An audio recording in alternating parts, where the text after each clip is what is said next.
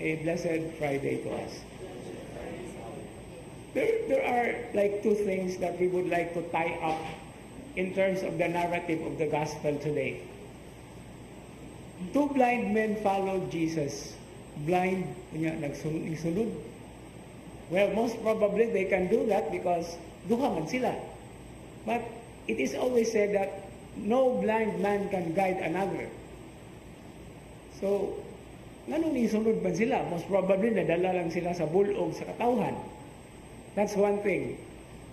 But then, at the end of the episode of today's gospel reading, they were asked by the Lord, do you believe that I can really make you see? No? So it is not a question of faith that is put at the central section of this narrative, of this gospel narrative today. And then, after being healed, they did not even follow the instruction. No?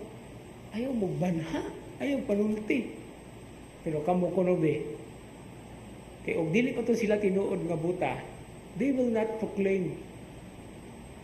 No? Kung nagpabuta-buta na to sila, well, that's another story. But then, they proclaim. Kinsa, manggoy dili ma-astounded sa ilahang nahitabo. No? Di gud sila nakakita na gud ron. Di ka mo kuno. Something to that effect. So, even if they followed with difficulty for sure because of the crowd, the open-hearted expression and proclamation of who Jesus is actually now becomes the so-called gospel source. Asa man mikuha ang mga evangelist about the episodes that we read. It's not only because they were told or they knew or they were basing themselves on certain data, but of course, asa man gikan ang data? This come from those who were healed. And these two blind men in today's gospel reading were actually sources of that tradition. Because if they were not able to proclaim it despite the prohibition of Jesus, we will never know what really happened during the time. And this is also what Advent is all about. If you take a look into the word Advent, you can also immediately connect the word ture, adventure. We make a venture, and the coming of the Lord in our lives, as we await for it, we always have to make something out of that.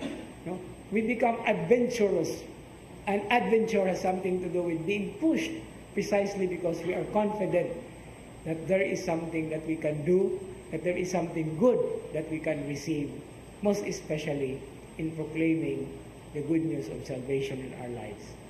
So, during the time of Advent, in as much as we are waiting for His coming, we have to always also be adventurous in the faith by trying to, like the two blind men who were able to see, dili na sila blind men, the ex-blind men, we are going to proclaim Him with boldness, with courage, and as the responsorial psalm says, with courage and being stout-hearted, as we proclaim and wait for the second coming of the Lord, our God, our Judge, our Brother, and our Master. Amen.